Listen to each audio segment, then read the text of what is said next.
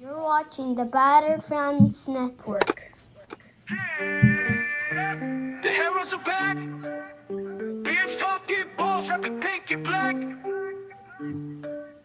Coming live from the 305, it's official tissue. The Batter Fan, Chris and Dan, weekly rocking with you. We talk Messi, Boosie, Jordy, Lucho, the Fat Four, to Ben Cram, Noah, Ruiz, Fred. What more could you ask for? Tighten up and get ready, listen in on the pod. Solana and X in Espanol, just to even the odds. Breakdowns and gas bagging, join the tribe and just vibe. $3.99, don't forget to like and subscribe. Don't hesitate, say what's up, go ahead and come in. No question about it, I'm ready to get hurt again.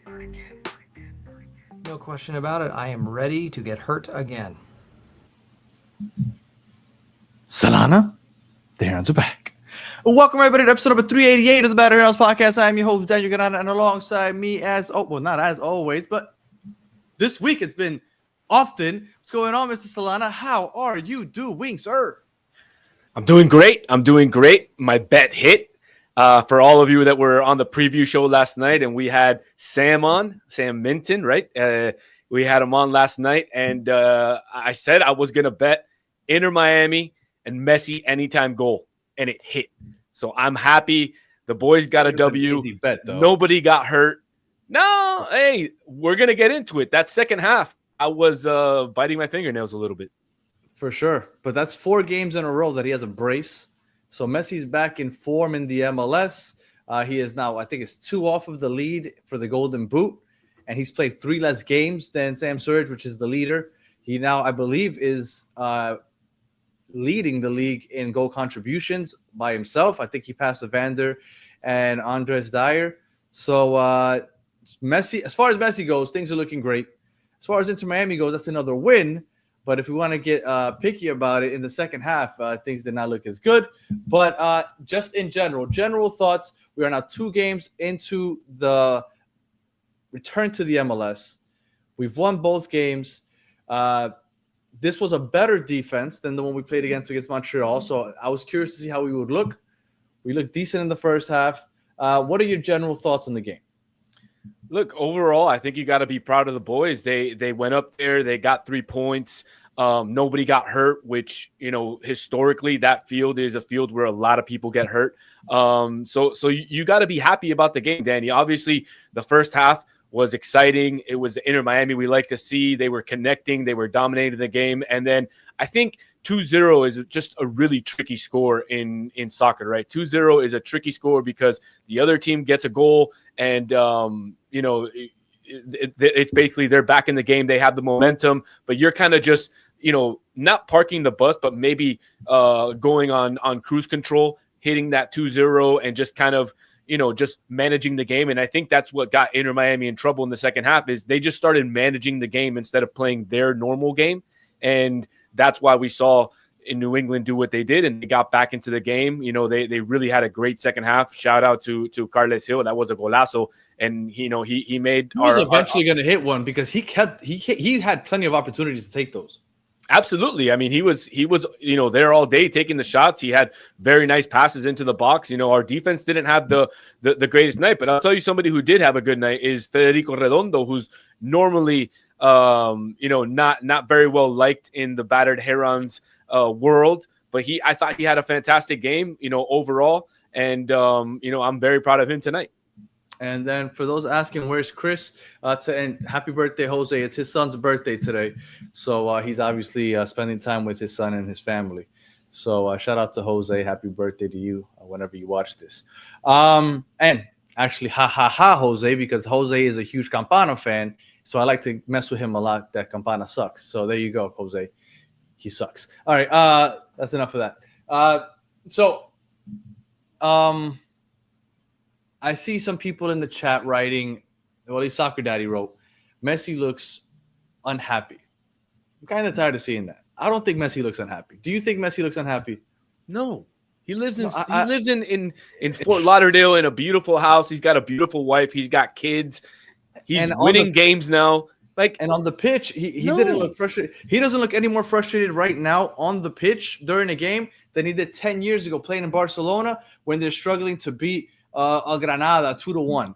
Like, it's just part of the game. If you're not blowing somebody out and you're not scoring a lot of goals, you just get frustrated. I don't Right, think so. or how frustrated he looked when Argentina lost the 2 finals to Chile back-to-back in those Copa Americas. He looked frustrated. Yeah, when you're not winning and you're not.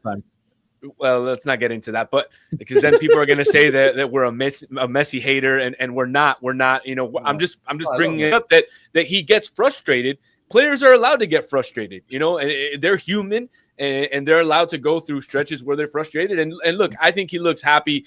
I think his form shows how happy he looks. You know, when he scores those goals, all his teammates come to hug him. I mean, look, he's happy. Like, let's get over that storyline. Yeah, and then Messi has passion. He just doesn't like mistakes. Yeah, absolutely. And when you have a clean sheet going into the 80th minute, you want to keep the clean sheet. So I mean, it's. I think everybody on the pitch for Inter Miami should look frustrated with the result because they should have kept that clean sheet. And I thought he might get a hat trick towards the end. But all right, so let's take a step back. So general thoughts. We won again. That's 2 games in a row, and we got the big test this weekend against Nashville. Which brings me to why I was surprised. I didn't know what to expect as far as the starting lineup goes because I wanted some rotation. When you are playing, I personally think a bigger game against Nashville than against New England. I think a more difficult opponent in Nashville than New England.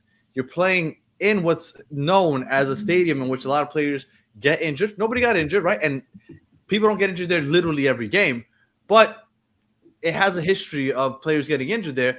I would have played a little safe. I thought Messi would come in off the bench in the second half. Am I glad that he started? I mean, once you see the result, hindsight being 2020, obviously. But I would have played it safe.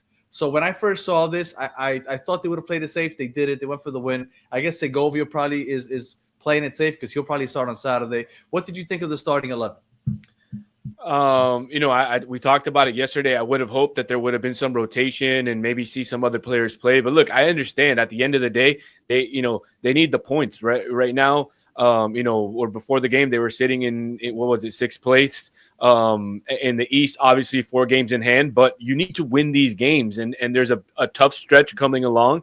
And if these are games that are winnable games, let's assure the 3 points and then we'll figure the rest out later. I think that's the mentality that Mascherano is going with. But look, I'm always excited to see Suarez and Messi play together, be on the pitch. Obviously, I was excited to see Baltazar get the nod in the starting 11. Mm-hmm. I thought he had a fantastic game. He offers a lot more defensively than what Segovia offers defensively, sure. and I can appreciate that, especially with how we need it. And then obviously I loved seeing Redondo back in the starting lineup and seeing Kremaski coming off the bench. I was happy with the starting lineup because I know that I was confident going into the game, but I would have loved to see some rotation so that we can get some of these tired legs some rest.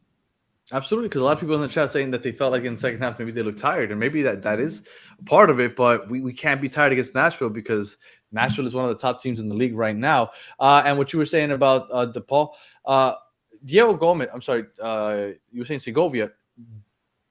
Diego Gomez is somebody that we feel we miss a lot this year from last year. And Diego Gomez is a poor man's DePaul. It's a box to box. Poor is an overstatement there. I mean, dude, DePaul is a poor man. Is a lot way more poor. But okay, so a homeless man, is that better? A homeless man's DePaul. So they're now called unhoused. They're called unhoused. Is that the correct term? I apologize that is for anybody that's watching that's homeless. Unhoused. So if you thought that Diego Gomez was good and made a huge difference, DePaul is gonna light years ahead of that. And for the person that said leave DePaul alone, he's playing fine in Europe, he's coming. I'm sorry. So it's not official, but it's official. So he's coming. So if it bothers you, I'm very sorry, but he's coming. Yeah, to take a word out of Chris's book, it's official tissue. So you know, well, it's not official tissue yet, but it's as official as it's going to be without being official because he's coming. He's coming. All right. So let's go ahead. Let me take this off. So starting the game, I thought that Miami looked good. It's obvious that we finally got to see a little bit of what we expected, right? Teams playing a little more defensive, and it came down to what was the first minute that they scored. It was the 27th minute when Messi scored. Now, right before Messi scored, It's that saying in Spanish. El que no mete gol, los ve meter. I thought you were going to finish. Los ve meter. Oh, my bad. So, yeah, no, all good. So, los ve meter. So, New England had a great opportunity. They blew it. And then the very next possession, Messi scored. And I felt like the Miami was going to start to dominate after that point. Not necessarily. It didn't happen that way. But I thought that was going to be a big turning point. What did you think of that first goal by Messi? I mean, I thought the goal was fantastic, but even leading up to the goal, Danny, I thought Inter Miami was playing a lot better, was dominating the game, dominating possession. Obviously, New England got through a couple times through our back line. I think they were a little bit unattentive back there. Maxi Falcon didn't have one of his greatest games, although he saved the game at the end there with another goal line save. I mean, he's become famous for those goal line saves or those close saves by the goal. But yeah, look, I thought they dominated the first half all the way up into the Messi goal, and then they continued to dominate. Well, that first goal was an error. That first goal was an error. That was a poor header by I forgot what was the guy's name, Beeson or something. He headed it back to his center back, but I guess because he was scared that he was going to run into Aviles, he didn't go full motion into a full header. So he kind of just laid it off, and then Messi pounced on it and finished it. It was similar. It was similar to the Owusu goal that they scored against us in Montreal, where Messi just gave him the nice pass. I mean, very similar to that. But again, until that point, Inter Miami was dominating. If I'm not mistaken, a few minutes before that, there was a nice play by Messi where they got the ball to Suarez in the box, and then it ended up being a corner. Also, Messi had a couple of shots, one that went wide. So Inter Miami was getting into their box. Inter Miami was dominating the ball. New England had a couple remote chances where, again, our back line was not attentive today, and they were able to find those holes. And Baltasar Rodriguez, I know, like I was texting you, he didn't do necessarily a lot, but I felt like the few times he got on the ball, he progressed the ball well. He was making good runs. I liked what I saw, the little bit that he got to play. He was Jordi Alba with the overlapping runs. Baltasar was kind of an inverted winger. He would work into the middle of the field, kind of like Segovia's been doing recently. So I look, the first half, it's hard to have a lot of complaints because I thought that the team overall looked pretty good in the first half. Yeah, absolutely. I mean, going up 2-0 into the locker room, right? You have to feel super confident, especially having the players that we have on our team. But unfortunately for us, the second half was a tale of a different story. It was a completely different Inter Miami, and we'll get into that now. Yeah, before we get into the halftime, the second goal, Busquets, the way he finds Messi, that is what a ball. Right, because we always talk about Busquets. He's getting old. People want him to retire already. He's not going to retire. He's going to play out this year. I don't know if he's going to retire at the end of this year, but he's going to play out the year. But there's certain things, kind of like what we say about Suarez. He's not finishing at the rate that he should, but his IQ, you can't duplicate that. That ball by Busquets, that's maybe you have a few people that could do that, but Busquets is one of the few that could find Messi in that, and they know each other so well that he had that pass, and Messi knew what was coming. It was a beautiful pass, a beautiful one-time finish from outside the box to the far post. It was just a beautiful play in general. What did you think of that goal? I mean, I thought it was fantastic. That's, Busquets being Busquets, the one that we want to see every single game. And look, not only that, but I thought Busquets had a good game too. I thought he was a little bit more active than he normally was, especially later into the game. You saw him making some nice flashy plays towards the end of the game. I saw him. He was up in the attacking box. He was all the way up. I saw him a lot more active. Yes. Yeah. So look, I thought that goal was, I forget who's the person who said it, but there was a person in the soccer world who said that Busquets is a 10 playing a 5. And that showed it exactly, why, because he can put the needle through a thread through those two players, give it to Messi, and then look, we can't talk any more about that finish, man. That finish was unbelievable. Vintage Messi outside the box, puts it to the left of the keeper, side netting. I mean, unbelievable, and 2-0 lead. Everybody was thinking that the game was over at that point. Once it was up 2-0, I thought the game was over. We got into halftime, we were dominating, and at that point, I thought this is going to be a pretty easy victory. Maybe Messi finally gets his hat trick. Maybe Suarez gets in the back of the net. But I thought that at some point they might take Messi and Suarez out to get them ready for Nashville. They took Suarez out late, but that's what I was expecting. And we were off. And before I get to that, Jesus spending 15 mil on DePaul, who's gonna be here for a year and then go to Ross. He's gonna be here for more than a year, man. We're not gonna get into DePaul too much this episode. We're talking about the post game, but we'll talk about that whenever it becomes official tissue. What were your thoughts at halftime? I thought the game was over. I thought Inter Miami would come out, would pounce in the first 10, 15 minutes, get that third goal, like how they were playing in the first half, and then just end the game and hopefully be able to get some subs in, be able to get some fresh legs in, and get Suarez, Messi, maybe Jordi Alba, off the pitch and allow them to rest a little bit. I didn't think that they would go into game management mode like they did. I didn't think that they would give possession back to New England.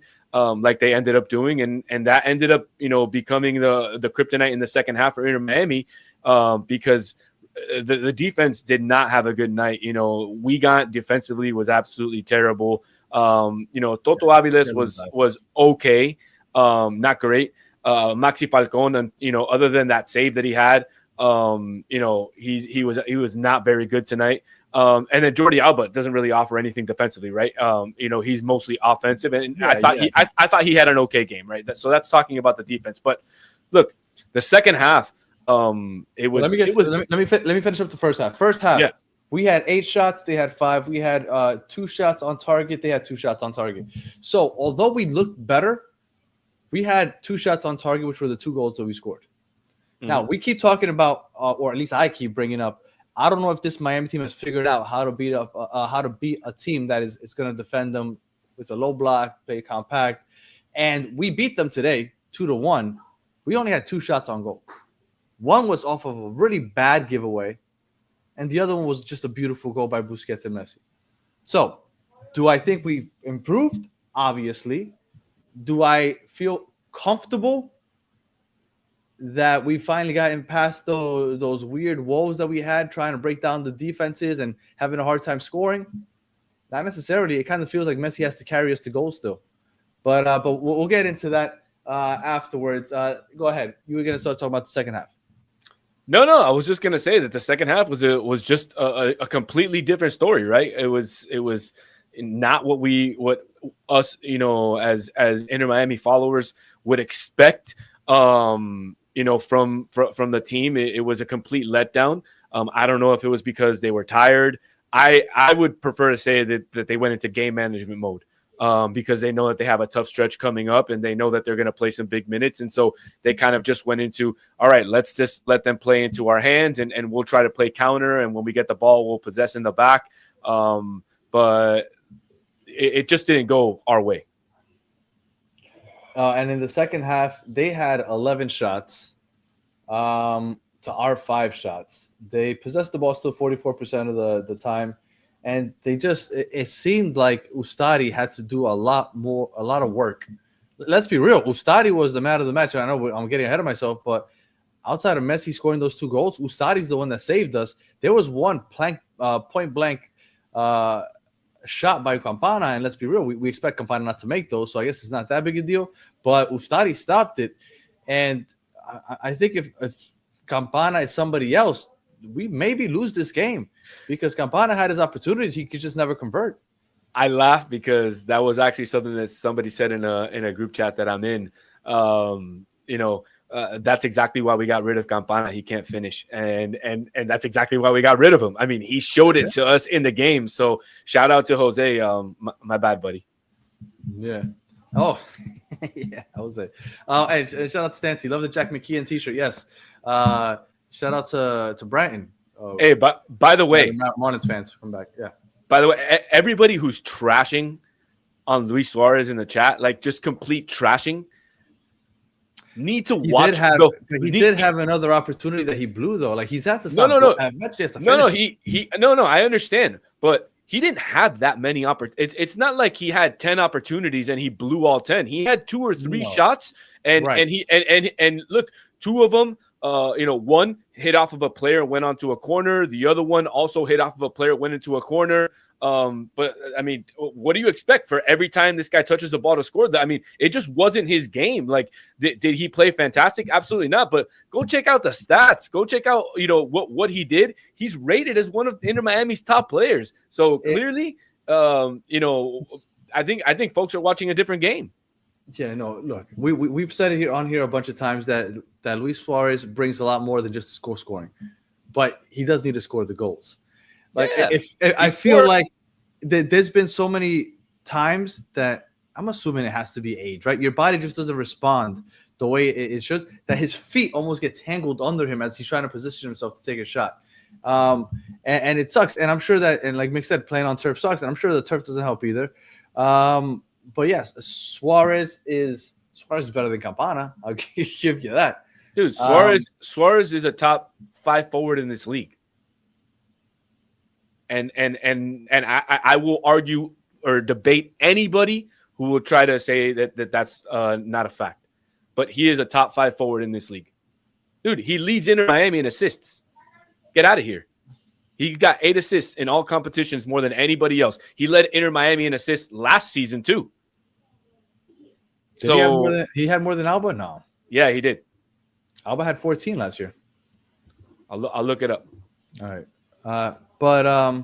Yeah, Suarez is not the worst in MLS history, not even close. Like Mr. Spider Pig said, we do need him to start finishing some of those opportunities, but he does do more than just that. So second half, it felt like Ustadi was being peppered with shots. Carlos Gil, he stands out. See, when you're watching those games, he stands out. He is by far and away the machine or the engine of that team. He creates for himself and others, and you almost felt like one of those is eventually going to hit. And he finally hit one from outside the box. What did you think of Carlos Gil's goal from outside the box? It was a golazo, an absolute golazo. It was coming. He had 2 or 3 that were close that Ustadi saved. And he was trying. He was even trying from outside the box. And look, let's talk about the play that led up to that, right? Tadeo Allende turns the ball over. Inter Miami has probably one of the worst transition defenses in MLS. And Allende turns the ball over right there in our half of the field. And it leads to Carlos Gil getting the ball. Nobody comes up to try to, press him or anything. And he puts it in the back of the net. So, I don't, I credit Carlos Gil for the, fantastic finish, but I also have to look at what led to that play. And really, it was a lapse in our own play. It was a mistake that we made in our own half that we're used to making, and we need to stop making those mistakes if we want to lift up the trophy at the end of the year. I don't know if this is a hot take or not, but a lot of people like Allende, and I don't think Allende is very good. And I know he's like one of our top goal scorers, but honestly, I don't think he's good. You know who he reminds me of? And I'm not comparing their levels at all, okay? So don't take it this way. But I remember somebody said about Halan, he's a good goal scorer. He's not a good football player. And Allende, he's not even that great a goal scorer, but I don't think he's a good football player. All he does is stretch the field for us. But I personally don't. I'm not a big Allende fan. Oh, I like him. I like him a lot. I think he does stretch the field. But I think what he needs is a little bit more technical work. He needs to learn how to take on players one-on-one, because right now the only thing he has to beat somebody one-on-one is his speed. And so if you find somebody who can, he's a slightly better Emerson. No. Get out. Slightly better Emerson. Get out of here. No, get out of here. No way. He's better than Robert Taylor. And Emerson could actually what? Yes, sir. No way. Absolutely. Robert Taylor would dance around Allende. You're crazy. Way. Oh my God, you are no insane. Way. Allende better than Robert Taylor. You're crazy. Absolutely. That's the South American in you, because there's no way that you can compare those two. Allende is a one-trick pony. Robert Taylor could create for himself and others. No, man. No, I'm sorry. Absolutely not. Not. Oh my God, you are insane, dude. Oh, I can't. I don't even know what to say. Allende better than Robert Taylor. Allende, no. Physically strong, yeah. Maybe his build is better, but he does as a football player. I don't see it. All right. and hold on. He is a better finisher, but Taylor does everything else. I don't know. I remember Robert Taylor finishing from outside the box plenty. I don't see Allende doing anything like that. But again, we can have that conversation. He is the second leading goal scorer in the team. So for sure. That says something. So I mean, they brought him here. He's the only one that stretches the pitch. That's it. Until we sign Brian Rodriguez, and then. Yeah, I mean, Then we'll have two people stretching the pitch. But then Then Segovia loses his spot. Segovia's losing his spot. Redondo's losing his spot. Bright is losing his spot. Kremaki losing his spot. That's what happens, man. You got to actually play good, or you lose your spot. I mean, that's sports. That's life. Somebody does it better than you, you're gonna get replaced. Brian that's Rodriguez. life. You said yourself that Brian Rodriguez isn't that good. Nah, he's not that good. So, but he can take players on one-on-one. He can stretch the field. He'll shoot from outside the box. He's very shifty. So he should replace Allende then. He could. Should. He could. All right. So standouts. Who stood out to you today? I mean, the best player on the pitch for me was Oscar Ustadi. But to me, that's not a standout. To me, that's expected from him. I said from day one. You could pick several. Like it just who stood out to you? I mean, obviously Ustadi, Messi, obviously with the 2 goals. Yeah. I thought Baltasar, for me personally, I thought Baltasar stood out. Now that I finally got to see him for more than 17 minutes, I'm like, okay, I can see this kid having some potential. And yeah, absolutely. Baltasar had a great first half. And I thought Redondo's game was great. I thought it was great that he got the yellow card in the first half and was able to play the full game on the yellow card and still impact the game in a positive way. So I thought he had a great game. Solana, they're asking you to change the hat, man. They're not used to you seeing you this way. I agree.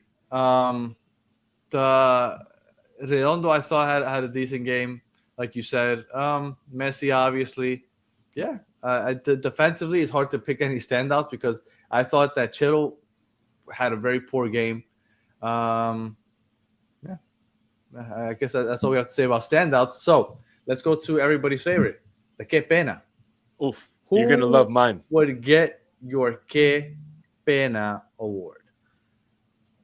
You want me to go first? Because mine's spicy. Okay, I'll go first. Let's see. My Que Pena, I would have to go with Chelo. I'm going to go with Chelo, or I was just pooping on Allende, so I should just follow through all the way. I'll give it to Allende. Allende for blowing opportunities and then for giving up the goal because it was on him that he scored the goal. So I'm going to go Allende for the Que Pena. My Que Pena award is a player that didn't even play. How about that?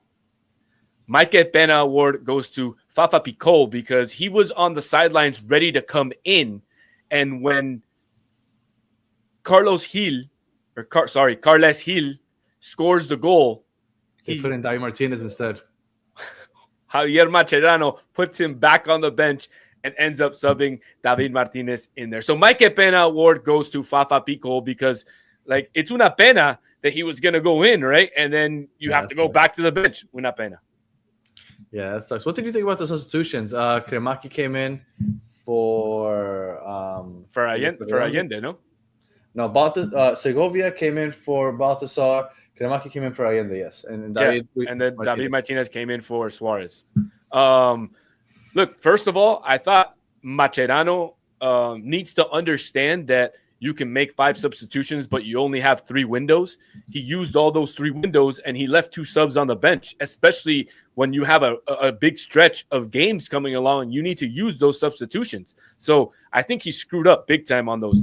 Did I like who came off the pitch? Yeah, I thought Allende should have came off the pitch when he did. I thought Baltasar deserved a little bit of more time on the pitch. Maybe you take off Suarez a little bit earlier and go with a 4-5-1 and continue to use Baltasar and bring in Segovia to play maybe 3-5s in the middle. That's an idea. And leave Messi up top by himself. So, I thought I would have taken out Suarez a little bit earlier. I would have given Baltasar a little bit more time, and I thought Allende came out at the right time. A lot of people picking Suarez for the Que Pena. Suarez and Chelo are the most popular choices for what I'm seeing. And Thug Fung, I see your comment. I'm going to bring it up in a second because Solana said he wanted to talk about that in a second. So we're going to bring that up in a second. So that was Que Pena. Man of the match other than Messi. Well, I'll go first. Okay, there you go. Oh, yeah, I think it's obvious for everybody, right? It has to be Ustadi. I almost went Suarez. I almost went Suarez, but I didn't. I couldn't. I was between Ustadi and Busquets. Those were my two. Oh, okay. Were you going to give a rationale as to why Suarez could have won it? No, just to piss off the chat. Hey, it's fair. I like to do that every once in a while also. All right. So that was the match. You know what? It wasn't the most entertaining match in the world. And then everybody is agreeing Ustadi man of the match other than Messi. Ustadi, let me tell you something. Ustadi, I remember that rough go that Miami had from like mid-April to like the end of May. I remember Ustadi was looking very bad. Like he was looking slow. His reflexes were slow. He took those 2 weeks off and he came out fresh for the Club World Cup and he's carried that all the way through. So I'm really glad that Ustadi's finally putting it together. So before we go to final thoughts, Solana. Can't say I told you so, though. I told you Ustadi had to be. I mean, look, he's the starting goalkeeper. What, that Ustadi should be the starting goalkeeper? I've been saying it since day one. No. I don't remember you saying that he didn't look bad over the last 6 weeks before the Club World Cup. I never said it. I never said he didn't look bad, but yeah. No, after the friendlies in February, everybody said like, okay, he should start. He looks pretty good, but he looked old towards when we were approaching the month of May. Hopefully that doesn't happen again when we're approaching the playoffs, because that's rough. We need him to look this way all the way through. So we do have a super slam. So let me put that right there.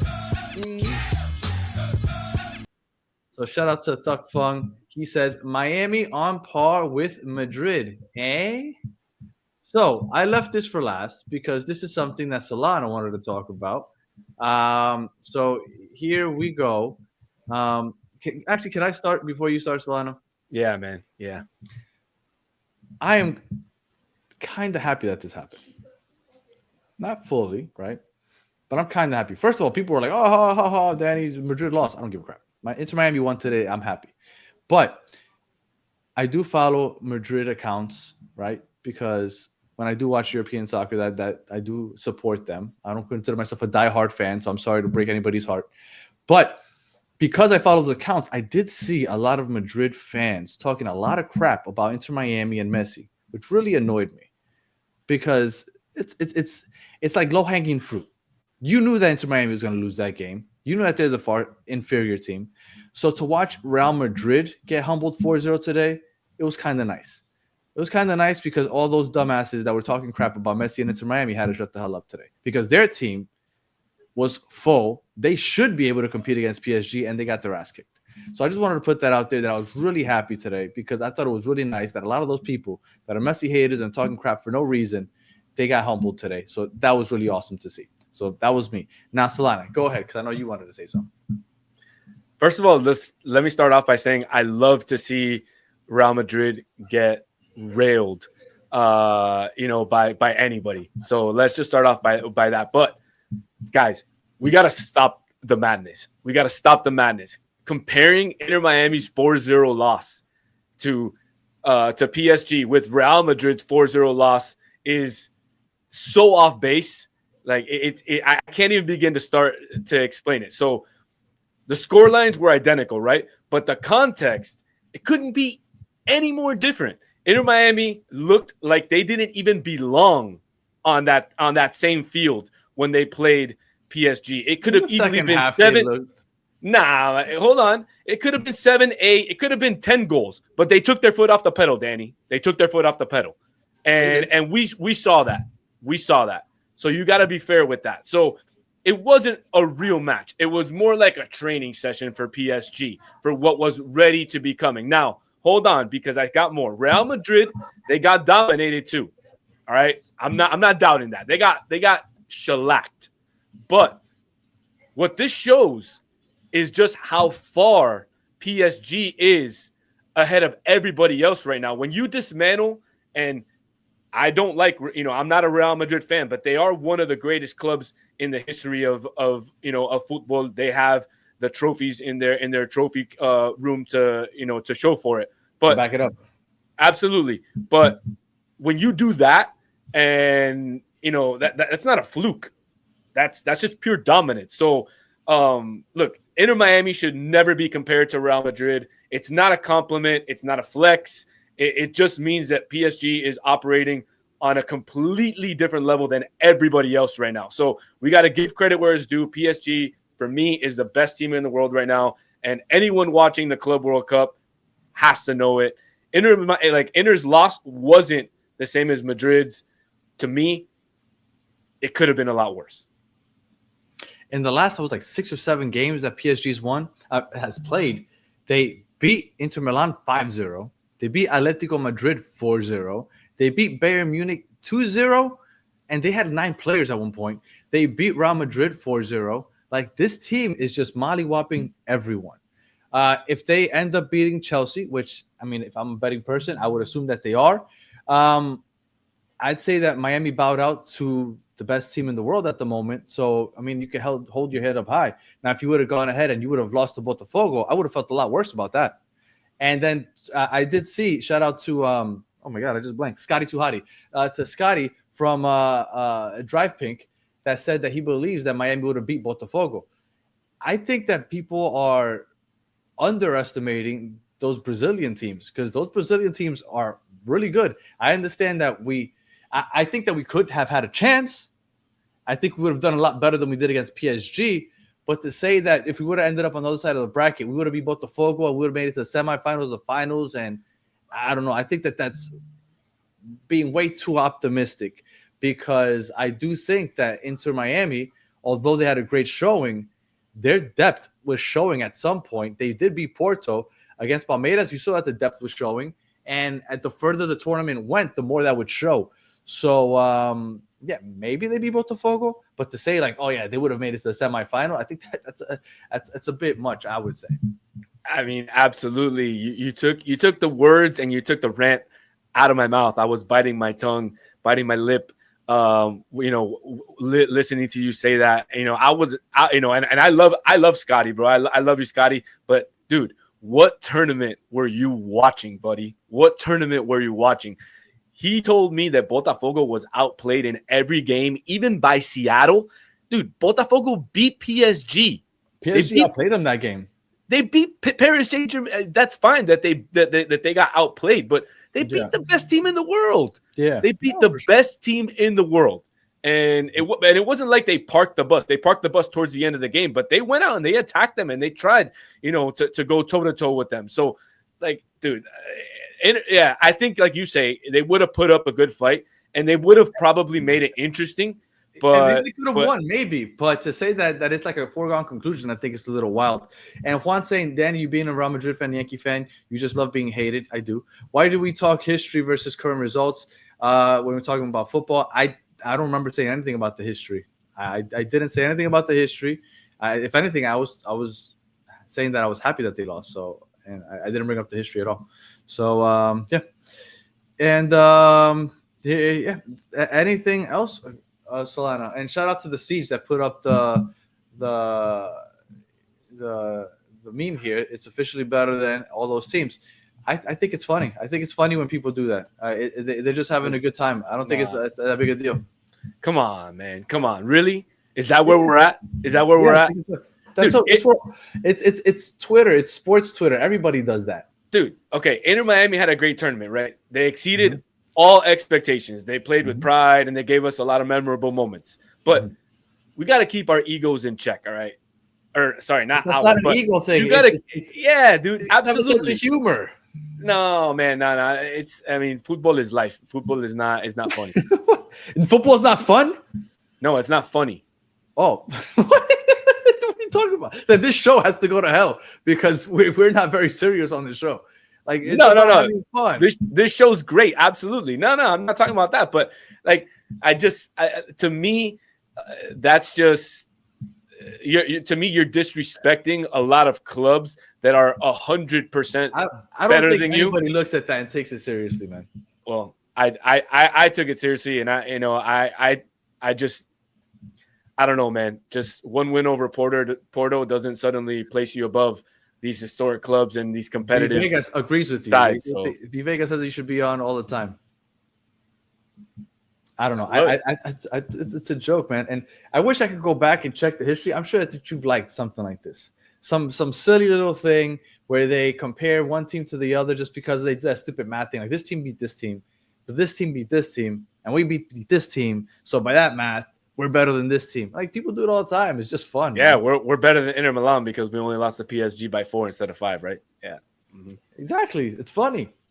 It's not because it's not true. It's not true. Of course it's not true. That's why it's funny. If it was true, then it wouldn't be funny. I don't know. I don't know, man. How do you sit here with Chris sometimes if you can't take a joke? Oh, dude, we joke about stuff all the time. I can take jokes. I can take jokes, but to me, it's just not a joke. Like to me, it's you got to go watch the EPL, man. The EPL is more serious. You know that you can't drink in the stadium or at least in the stands when you're in the EPL. It's very serious. Very serious. Well, you know, in Spain they don't sell liquor in the stadium. Like I went to go. I went to Bernabeu. I went to Bernabeu and I had to drink a 0% Mao, and I was like, dude, really? I mean, it tastes the same, but it's like, what are you doing? My brother told me that. My brother went to the Bernabeu last year. He told me that. That was wild. At least in England you can drink. You just can't drink in the stands. But in South America, you can people doing everything in the stands. Oh, I mean everything. They're doing everything in the stands. Not legally. Not legally. But they're still doing it. Oh, yeah, absolutely. Absolutely. And then I'm walking up there like, hey, give me that. Well, speaking of, let me tell you a quick story. This weekend was the final of the Torneo Intermedio in Uruguay. Nacional played Peñarol. And in the second minute, the rivalry?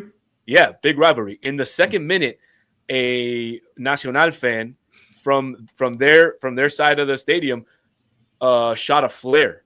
The flare ended up going to where the press box was, and I had my people, because you know how I cover Nacional. Yeah. I had my people that were in that area. They were 20 from in Uruguay, you know, it's meters. So like how they explained it to me, they were 20 meters and they sent me pictures. The flare ended up hitting a cop in the testicles. The cop lost a testicle. Oh my God. And possibly lost a leg. Yeah. It's, I mean, that's what I'm saying. It's bad, dude. I mean, it's not good stuff. So well, I mean, look, when you look at the way South America is, everybody wants the passion, but there's a lot of stuff that goes along with that also. Have you seen in Brazil, like the cops over there, they literally just whacking people. There was a video of like a year or two where one of them they shot somebody in the crowd, didn't they? Like it's wild in South America. It's fun 100%. To see like the passion and the chatting, but it gets crazy. Yeah, I mean, I remember when I went to a game when I was over there last year. I went to the bathroom. And I was like, yeah, I can't go to the bathroom in here. It literally looked like I was, I don't know, at Club Space at 4 a.m. and people were just snorting all sorts of things all over the place. And I was like, yeah, I'm going to try to go to another bathroom. You want that stuff here because you say you want it. So it's like you do want it, but you don't want it. So you want the passion, but not the craziness. Well, there's a difference, right? There's a difference because the guy who shot a flare, I don't want that guy in the stadium because that's not safe. But I want the good fan who's going out there to yell, even if they take their son or whatever, but they're going to yell and chant the songs and get passionate about the team and go for the team.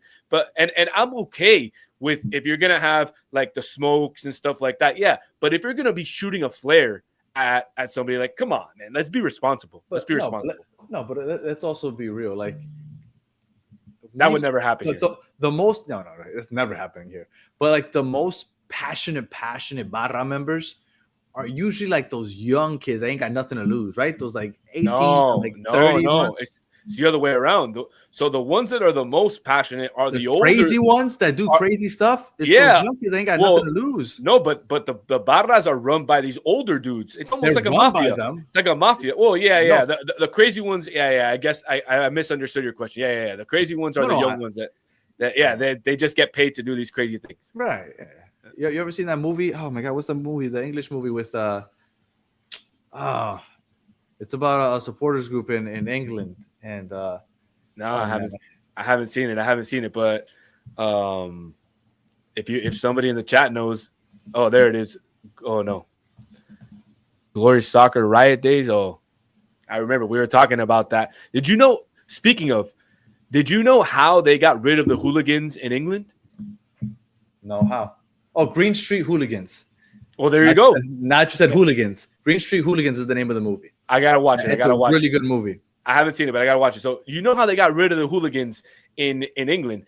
What they did was they figured out who the hooligans were, and they turned off their power. And when that didn't work, they turned off their water. And when that didn't work, they turned off the power and the water to their parents' house. So wait. So you telling me they found out who they were, and they like literally like at their home they took?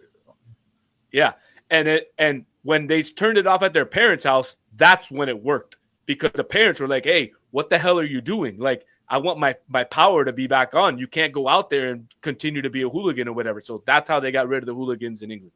That's interesting. Stancy's asking, is that legal? I don't know if that's legal, but I don't know, but yeah, I don't know.